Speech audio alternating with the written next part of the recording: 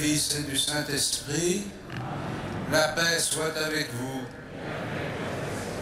Frères et sœurs, nous sommes heureux de nous retrouver ce soir pour rendre grâce à Dieu à la suite de la béatification de Monseigneur Oscar Romero. Et je suis heureux d'accueillir les Salvadoriens de Paris avec leur ambassadeur et tous les autres Sud-Américains qui se sont joints à eux pour exprimer cette action de grâce.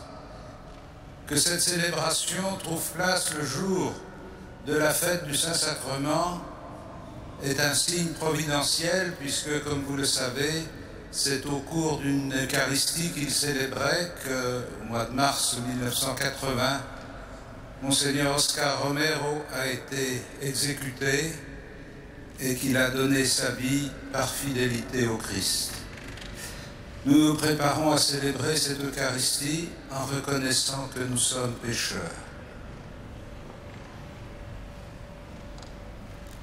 Je confesse à Dieu Tout-Puissant, je reconnais devant mes frères que j'ai péché en pensée, en parole, par action et par omission.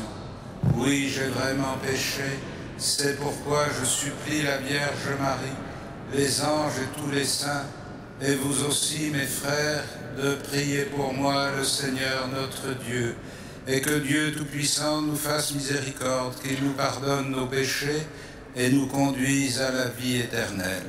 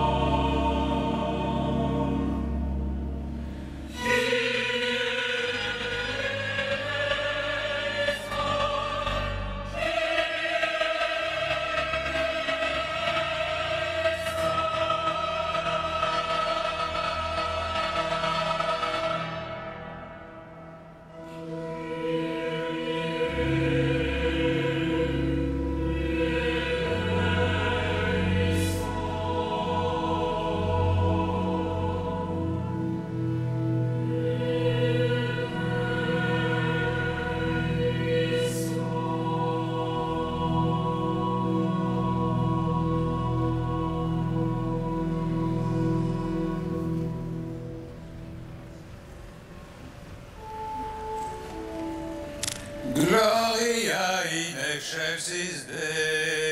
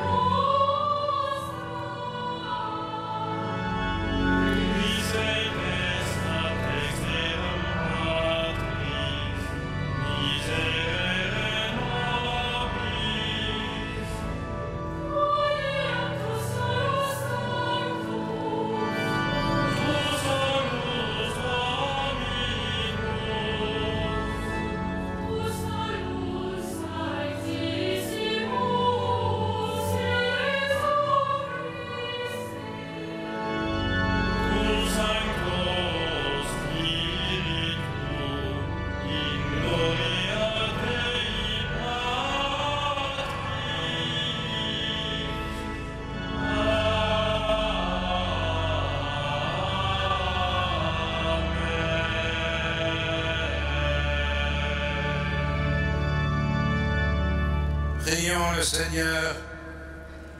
Seigneur Jésus-Christ, dans cet admirable sacrement, tu nous as laissé le mémorial de ta passion. Donne-nous de vénérer d'un si grand amour le mystère de ton corps et de ton sang, que nous puissions recueillir sans cesse le fruit de ta rédemption, toi qui vis et règnes avec le Père et le Saint-Esprit maintenant et pour les siècles des siècles.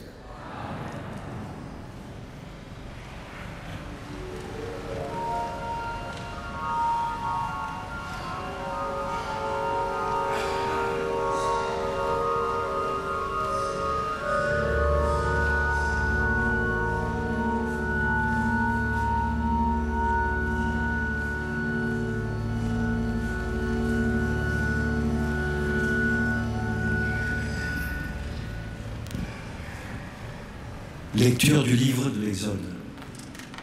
En ces jours-là, Moïse vient rapporter au peuple toutes les paroles du Seigneur et toutes ses ordonnances. Tout le peuple répondit d'une seule voix. Toutes ces paroles que le Seigneur a dites, nous les mettrons en pratique. Moïse écrivit toutes les paroles du Seigneur. Il se leva de bon matin et il bâtit un autel au pied de la montagne. Il y dressa 12 pierres pour les 12 tribus d'Israël. Puis il chargea quelques jeunes garçons parmi les fils d'Israël d'offrir des holocaustes et d'immoler au Seigneur des taureaux en sacrifice de paix. Moïse prit la moitié du sang et le mit dans des coupes. Puis il aspergea l'autel avec le reste du sang. Il prit le livre de l'Alliance et en fit la lecture au peuple. Celui-ci répondit : « Tout ce que le Seigneur a dit, nous le mettrons en pratique.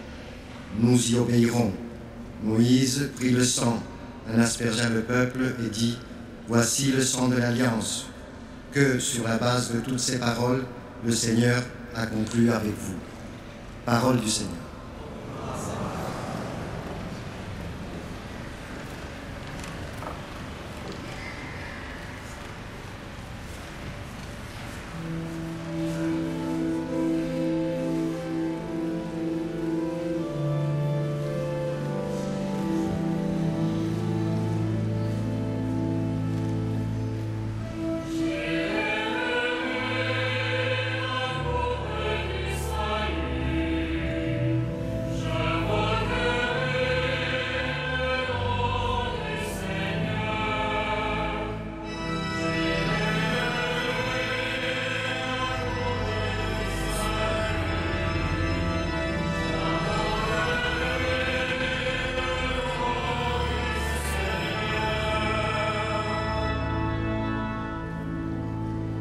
Comment rendrai-je au Seigneur tout le bien qu'il m'a fait?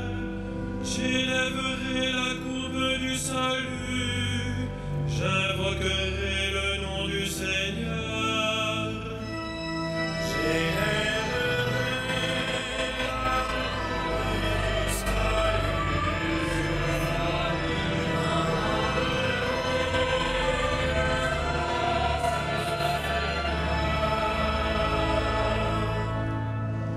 il encourt au Seigneur de voir mourir les siens.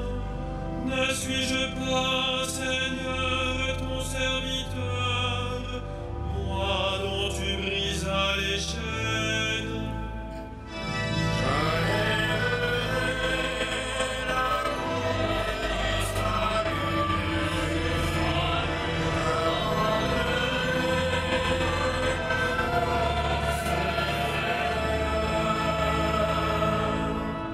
Je t'offrirai le sacrifice d'action de grâce.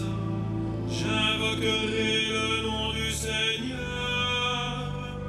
Je tiendrai mes promesses au Seigneur, oui, devant tout son peuple.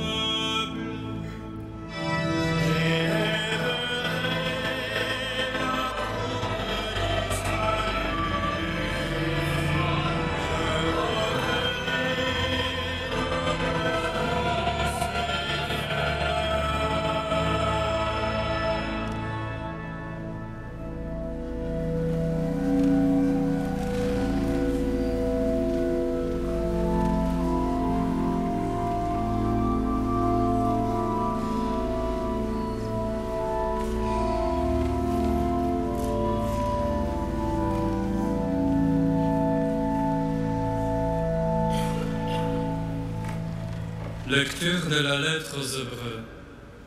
Frères, le Christ est venu, grand prêtre des biens à venir, par l'attente plus grande et plus parfaite, celle qui n'est pas œuvre de mains humaines et n'appartient pas à cette création. Il est entré une fois pour toutes dans le sanctuaire, en répandant non pas le sang de bouc et de jeunes taureaux, mais son propre sang.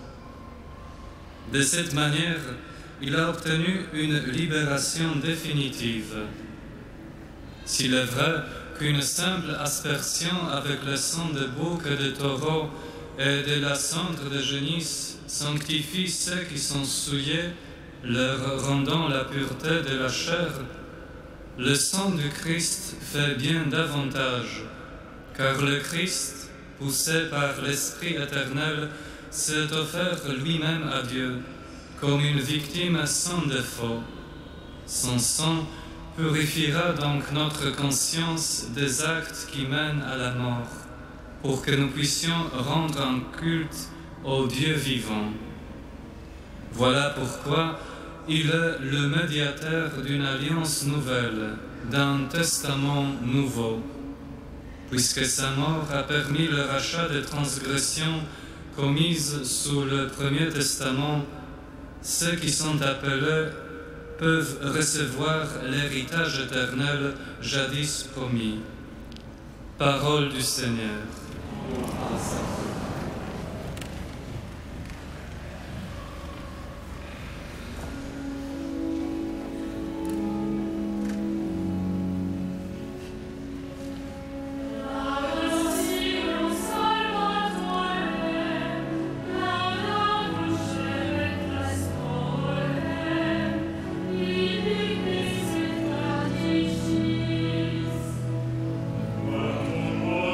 Santo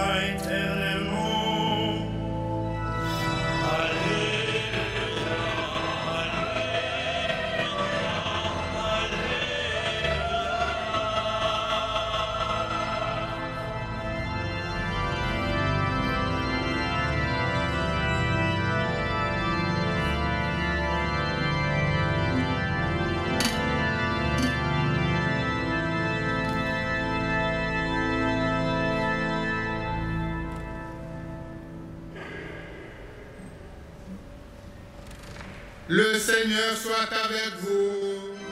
Et avec votre esprit.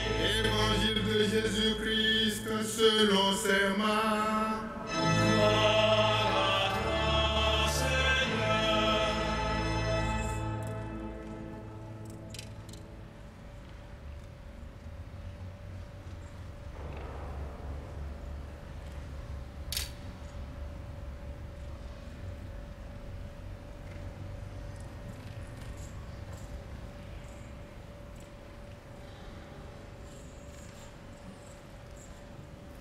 Le premier jour de la fête des pains sans levain, où l'on immolait l'agneau pascal, les disciples de Jésus lui disent « Où veux-tu que nous allions faire les préparatifs pour que tu manges la Pâque ?» Il envoie 2 de ses disciples en leur disant « Allez à la ville. Un homme portant une cruche d'eau viendra à votre rencontre. Suivez-le, et là où il entrera, dites au propriétaire, le maître te fait dire, où est la salle où je pourrai manger la Pâque avec mes disciples? Il vous indiquera à l'étage une grande pièce aménagée et prête pour un repas. Faites-y pour nous les préparatifs. Les disciples partirent, allèrent à la ville, ils trouvèrent tout comme Jésus leur avait dit, et ils préparèrent la Pâque. Pendant le repas, Jésus, ayant pris du pain et prononcé la bénédiction, le rompit, le leur donna et dit, « Prenez, ceci est mon corps. » Puis, ayant pris une coupe et ayant rendu grâce, il la leur donna et ils en burent tous. Et il leur dit, « Ceci est mon sang, le sang de l'alliance versé pour la multitude. Amen, je vous le dis. Je ne boirai plus du fruit de la vigne, jusqu'au jour où je le boirai nouveau dans le royaume de Dieu. » Après avoir chanté les psaumes, ils partirent pour le mont des Oliviers. Acclamons la parole de Dieu. Louange à toi, Seigneur Jésus.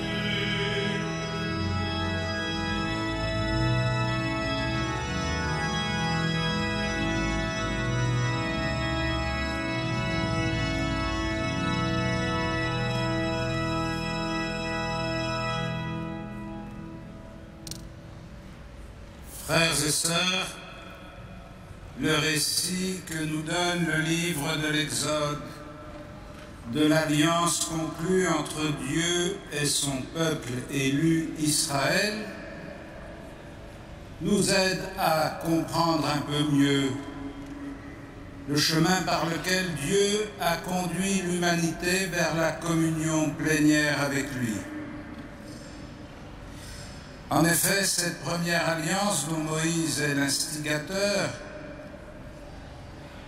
repose sur l'observance des commandements de Dieu, de la parole reçue de Dieu que le peuple entier s'engage à mettre en pratique. Et cet engagement à observer le code de l'Alliance est consacré d'une certaine façon par le sacrifice d'animaux dont le sang répandu sur l'autel et sur le peuple est en même temps un signe de communion. Mais nous voyons bien que ce sacrifice d'animaux, ce sang versé, ne garantit pas l'observance de l'Alliance. Pas plus que le sacrifice annuel pour le pardon des péchés ne réussit à délivrer complètement l'humanité du mal dont elle est victime. C'est pourquoi le Christ annonce une alliance nouvelle et définitive.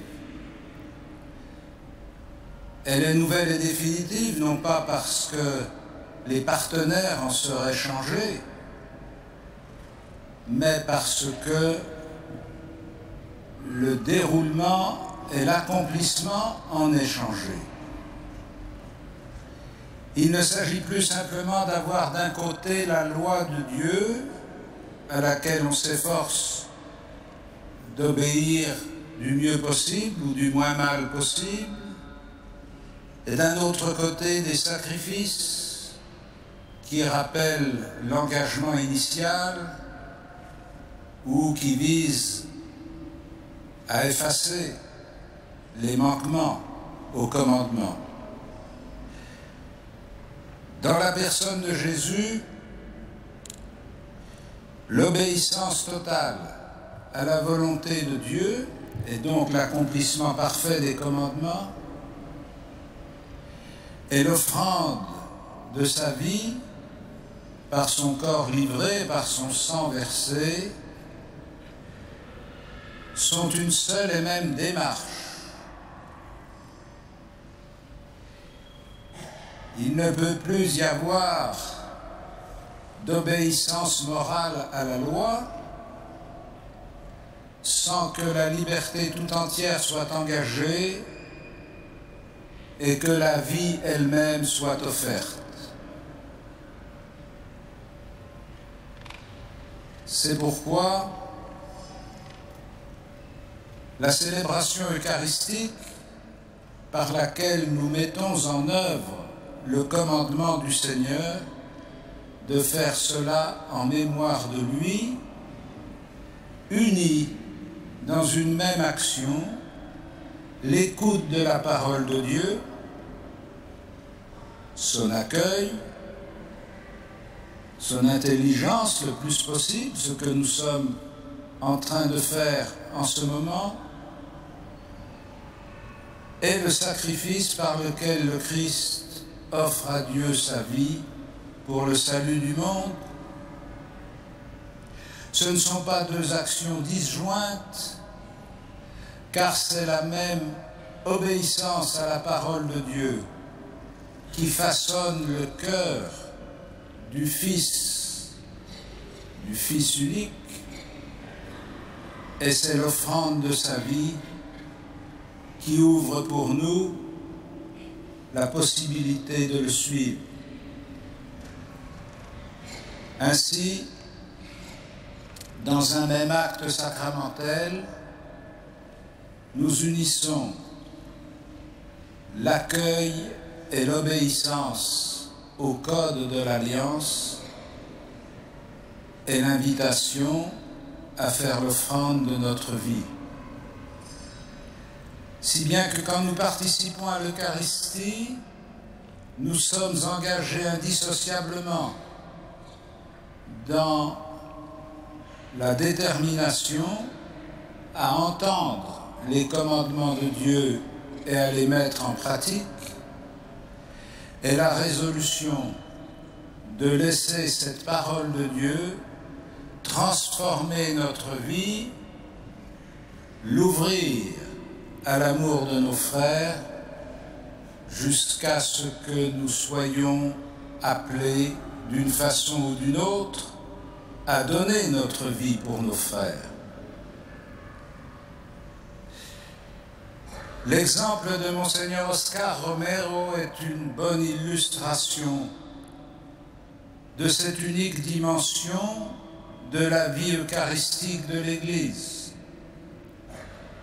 puisque c'est au moment où il prêchait au cours de la messe, c'est-à-dire précisément au moment où il essayait de mettre en lumière les exigences de la parole de Dieu dans la situation qui était celle de Salvador à ce moment-là, qu'il a été exécuté unissant le sang qu'il versait au sang versé par le Christ pour le salut du monde. Chaque fois que nous répétons les gestes et les paroles par lesquels le Christ a transmis à ses disciples la possibilité d'actualiser son sacrifice, ce que nous appelons le récit de l'institution dont nous venons d'entendre une évocation dans l'évangile de saint Marc. Chaque fois que nous prononçons ces paroles et que nous faisons ces gestes, nous annonçons la mort du Seigneur jusqu'à ce qu'il vienne, mais en annonçant la mort du Seigneur, nous annonçons aussi notre disponibilité, notre détermination à offrir notre propre vie pour le salut de nos frères. C'est pourquoi le ministère liturgique par lequel nous célébrons ce sacrement inclut une offrande totale de soi, sans reprise et sans repentir.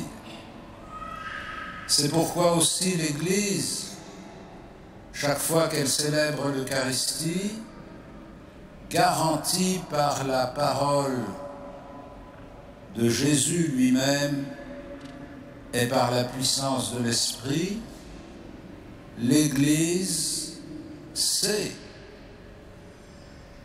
et croit que Jésus, mort et ressuscité, est vraiment présent dans le pain consacré et dans le vin proposé. Cette foi en la présence réelle du Christ est le fondement de la dévotion traditionnelle au Saint-Sacrement telle qu'elle s'est exprimée à travers les siècles,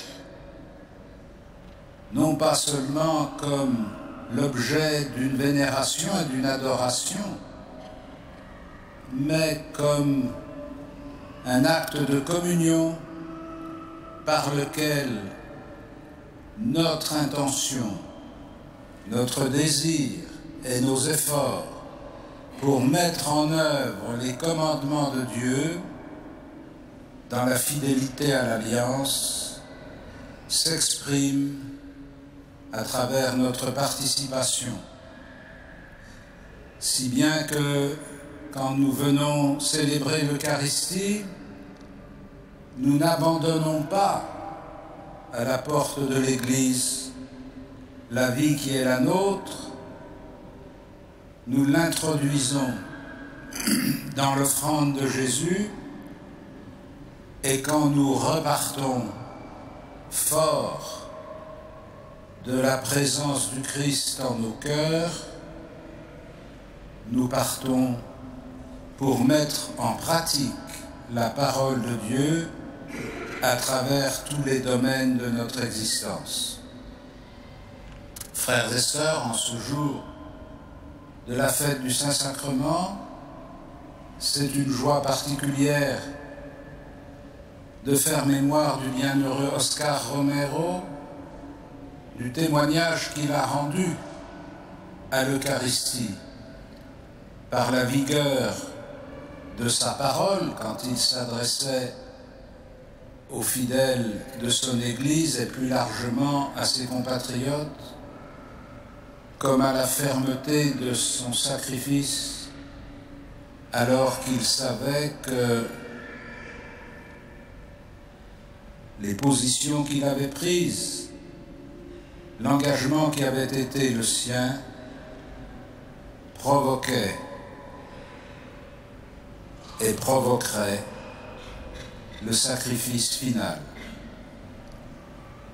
Que Dieu nous fasse puiser une force nouvelle dans l'exemple qu'il nous donne et qu'il nous rende forts du pain des forts.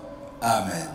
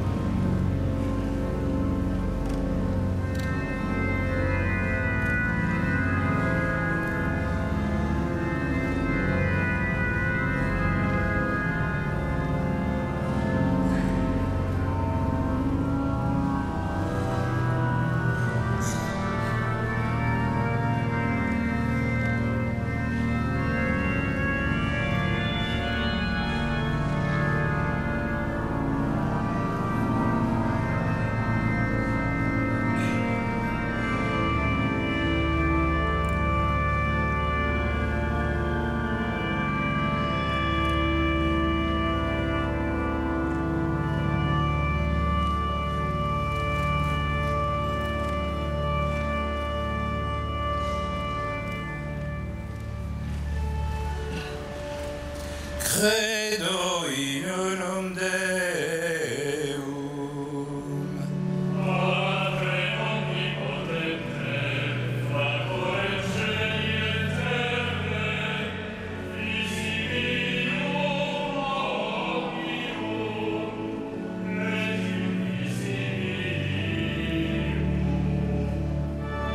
Et in unum Dominum Iesum Christum, Filii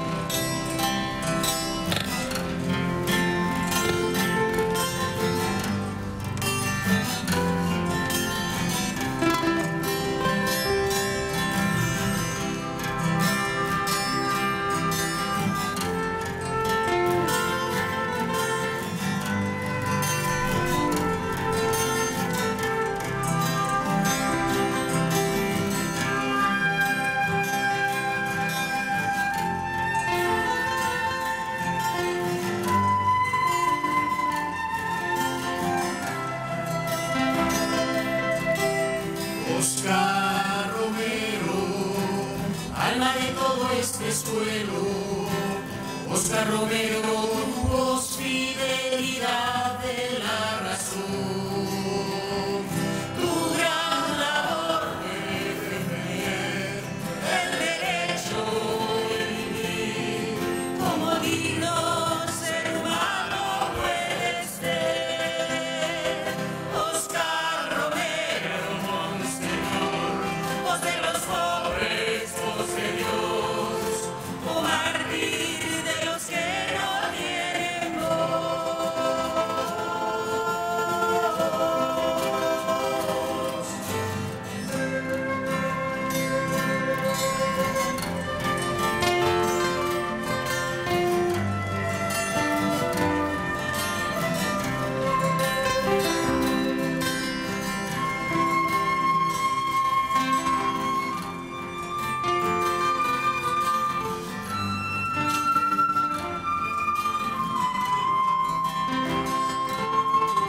Tú que amaste la vida y el encanto que ella inspira, cuando un hombre comprende, lucha por su libertad.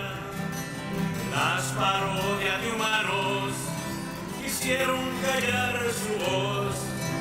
Eres la voz del pueblo, vivirás en su corazón. Tu gran labor de defender el derecho de vivir como digno ser humano puede ser. Oscar Romero, Monseñor, voz de los pobres, voz de Dios, oh mártir de los que no tienen voz. Oscar Romero, Monseñor, voz de los pobres, voz de Dios, oh mártir de los que no tienen voz. Oscar Romero, Monseñor, voz de los pobres, voz de Dios, oh mártir de los que no tienen voz.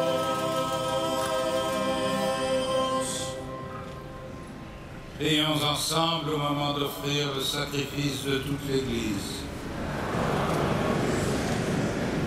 Seigneur, accorde à ton Église les biens de l'unité et de la paix, dont nos offrandes sont le signe dans le mystère eucharistique, par Jésus le Christ, notre Seigneur.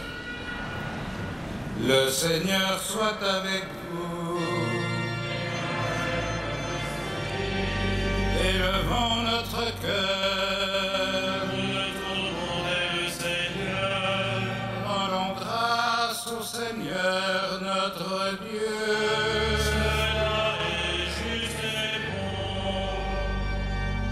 Vraiment, il est juste et bon de te rendre gloire, de t'offrir notre action de grâce toujours et en tout lieu. À toi, Père très saint, Dieu éternel et tout-puissant, par le Christ notre Seigneur. C'est lui le prêtre éternel et véritable, qui apprit à ses disciples comment perpétuer son sacrifice. Il s'est offert à toi en victime pour notre salut. Il nous a prescrit d'accomplir après lui cette offrande pour célébrer son mémorial. Quand nous mangeons sa chair immolée pour nous, nous sommes fortifiés. Quand nous buvons le sang qu'il a versé pour nous, nous sommes purifiés. C'est pourquoi avec les anges et tous les saints, nous proclamons ta gloire en chantant d'une seule voix.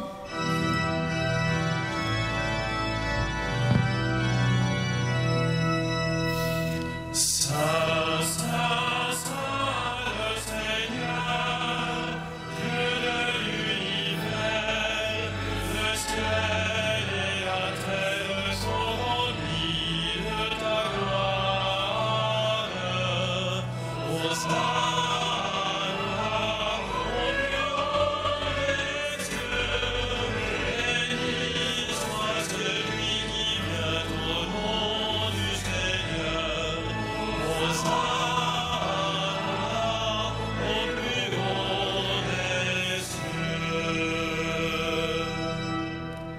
es vraiment saint, Dieu de l'univers, et toute la création proclame ta louange, car c'est toi qui donnes la vie, c'est toi qui sanctifies toutes choses par ton Fils Jésus-Christ, notre Seigneur, avec la puissance de l'Esprit Saint.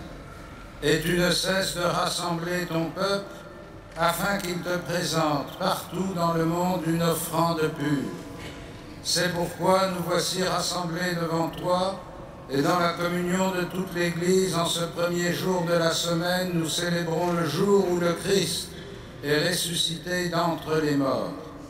Par lui que tu as élevé à ta droite, Dieu Tout-Puissant, nous te supplions de consacrer toi-même les offrandes que nous apportons. Sanctifie-les par ton esprit, pour qu'elles deviennent le corps et le sang de ton Fils, Jésus-Christ, notre Seigneur, qui nous a dit de célébrer ce mystère.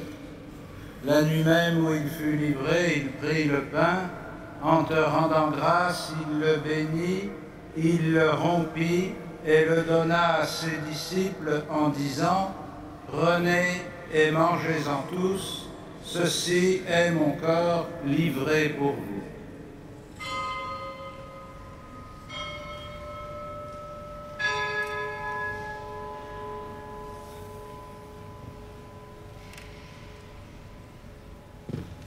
De même, à la fin du repas, il prit la coupe, en te rendant grâce, il la bénit et la donna à ses disciples en disant « Prenez et buvez-en tous, car ceci est la coupe de mon sang, le sang de l'alliance nouvelle et éternelle, qui sera versé pour vous et pour la multitude en rémission des péchés. Vous ferez cela en mémoire de moi. »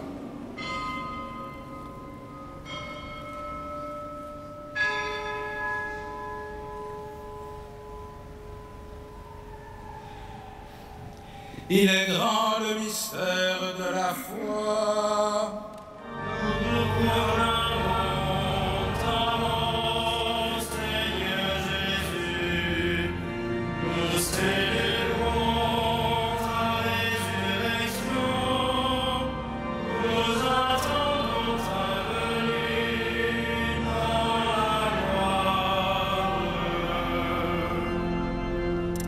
En faisant mémoire de ton Fils, de sa passion qui nous sauve, de sa glorieuse résurrection et de son ascension dans le ciel, alors que nous attendons son dernier avènement, nous présentons cette offrande vivante et sainte pour te rendre grâce.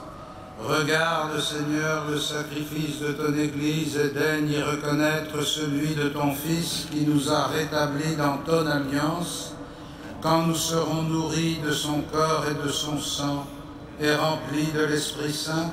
Accorde-nous d'être un seul corps et un seul esprit dans le Christ, et que l'Esprit Saint fasse de nous une éternelle offrande à ta gloire, pour que nous obtenions un jour les biens du monde à venir, auprès de la Vierge Marie, la bienheureuse Mère de Dieu, de Saint Joseph, son époux, avec les apôtres, les martyrs, Saint Denis, le bienheureux Oscar Romero, et tous les saints qui ne cessent d'intercéder pour nous.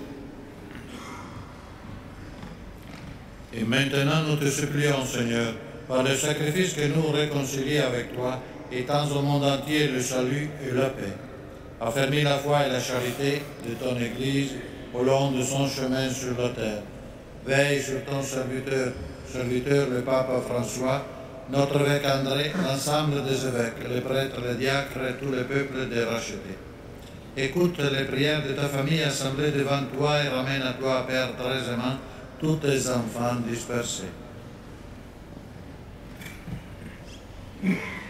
Pour nos frères défunts, pour les hommes qui ont quitté ce monde et dont tu connais la droiture, et en particulier pour tous ceux qui sont morts pour la justice, nous te prions, reçois-les dans ton royaume, où nous espérons être comblés de ta gloire, tous ensemble et pour l'éternité, par le Christ notre Seigneur, par qui tu donnes au monde toute grâce et tout bien.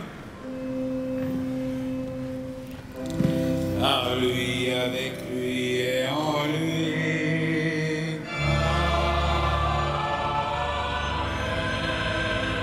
À toi, Dieu le Père Tout-Puissant, dans l'unité du Saint-Esprit.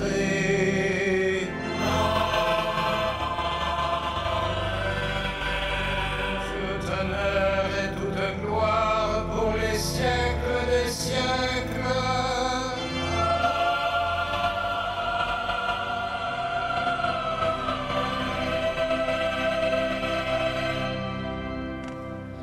Unis dans le même esprit, nous pouvons dire avec confiance la prière que nous avons reçue du Sauveur. Notre Père qui es aux cieux, que ton nom soit sanctifié, que ton règne vienne, que ta volonté soit faite sur la terre comme au ciel. Donne-nous aujourd'hui notre pain de ce jour. Pardonne-nous nos offenses, comme nous pardonnons aussi à ceux qui nous ont offensés. Et ne nous soumets pas à la tentation, mais délivre-nous du mal. Délivre-nous de tout mal, Seigneur, et donne la paix à notre temps. Par ta miséricorde, rends-nous libres du péché, rends-nous forts devant les épreuves. En cette vie où nous espérons le bonheur que tu promets et l'avènement de Jésus-Christ, notre Sauveur.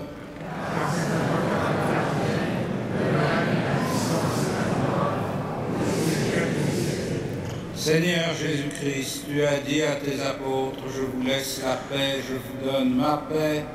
Ne regarde pas nos péchés, mais la foi de ton Église. Pour que ta volonté s'accomplisse, donne-lui toujours cette paix et conduis-la vers l'unité parfaite, toi qui règnes pour les siècles des siècles. Que la paix du Seigneur soit toujours avec vous. Dans la charité du Christ, donnez-vous la paix.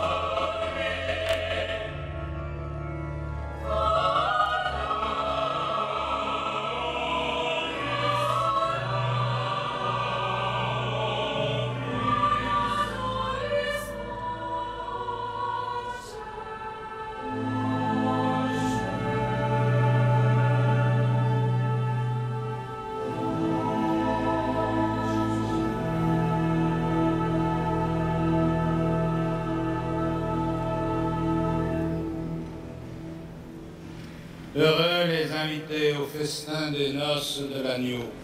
Voici l'agneau de Dieu qui enlève le péché du monde. Seigneur, je ne suis pas digne de te recevoir, mais dis seulement une parole et je serai.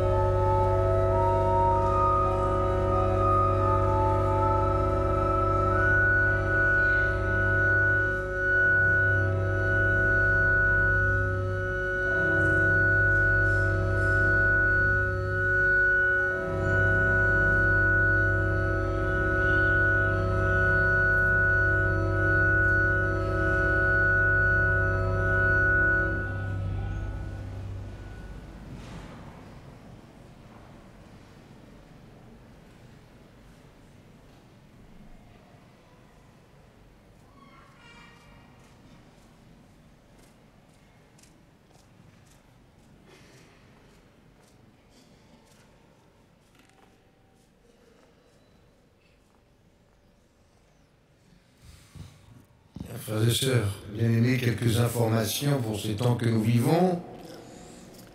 Tout d'abord, mardi 16 juin, grande fête de la dédicace de la cathédrale. Les vêpres avec tout le chapitre seront présidés par Monseigneur Chauvet et la messe solennelle à 18h15 sera présidée par notre archevêque, donc le soir du mardi 16 juin. Le soir aussi, à 21h15, nous sommes invités, 20h30, pardon, du 16 juin, à un récital d'orgue Pierre Méa. Le samedi 27 juin à 9h30, ordination sacerdotale pour le diocèse de Paris. Nous aurons la joie d'accueillir 13 nouveaux jeunes prêtres qui seront ordonnés par notre archevêque. Donc samedi 27 juin à 9h30. Et puis ce soir à 21h15, nocturne à Notre-Dame de Paris, l'opéra d'image Réjouis-toi Marie. Nous pouvons donc maintenant laisser la parole à Monsieur l'ambassadeur de San Salvador. J'adresse quelques petits mots.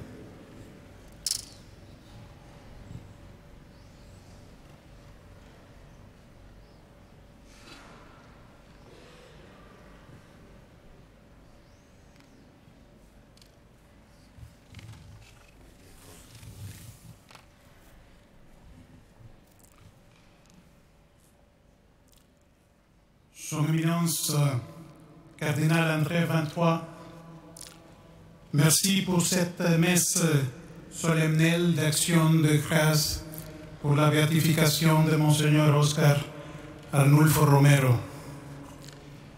Son Éminence, Monsieur le nonce apostolique, chers amis, il y a peu de temps, quelqu'un m'a demandé si 35 après son martyre, le message du bienheureux Romero était encore d'actualité.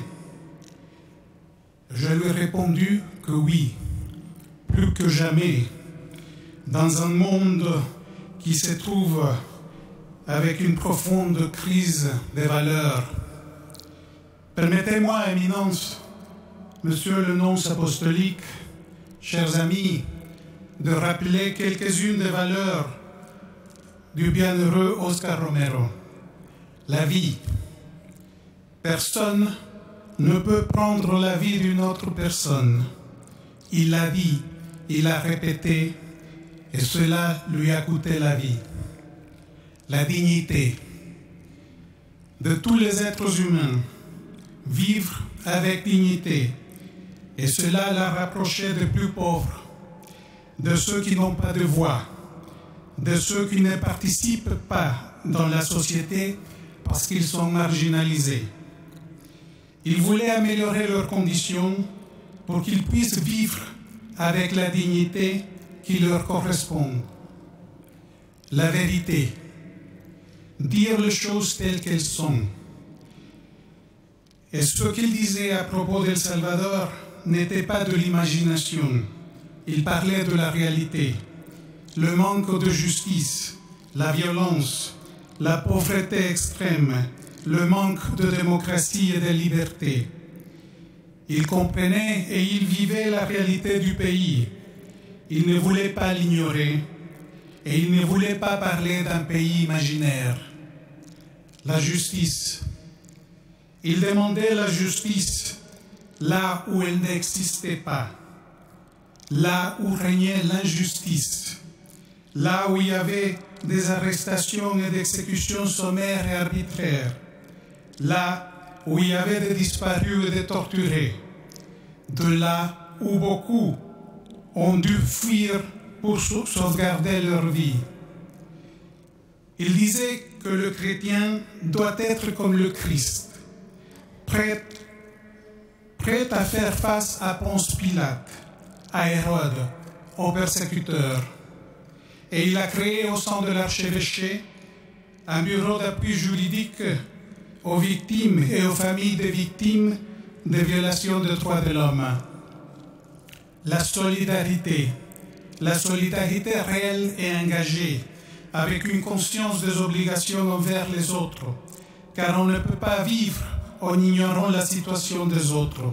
leurs problèmes, leur pauvreté, la dignité qui leur est niée. Un seul moral.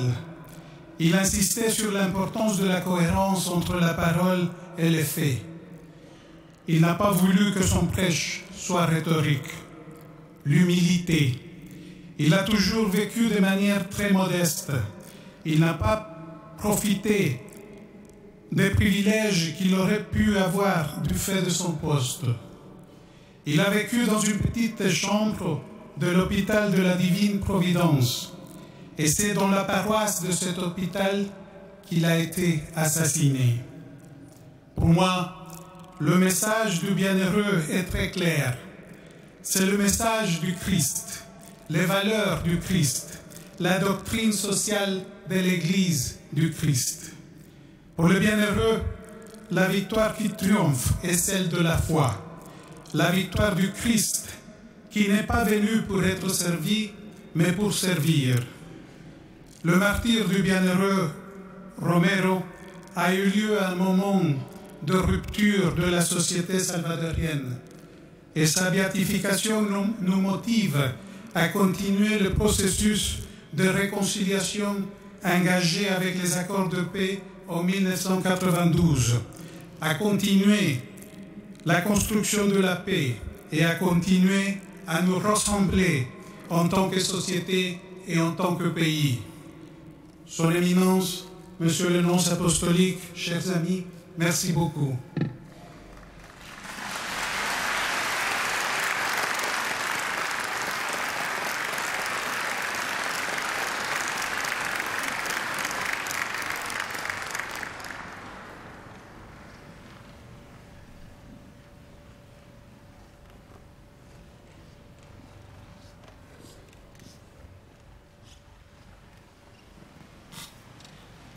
Seigneur Jésus, fais que nous possédions la jouissance éternelle de ta divinité, car nous en avons ici-bas l'avant-goût lorsque nous recevons ton corps et ton sang, toi qui vis et règnes avec le Père et le Saint-Esprit, maintenant et pour les siècles des siècles. Amen.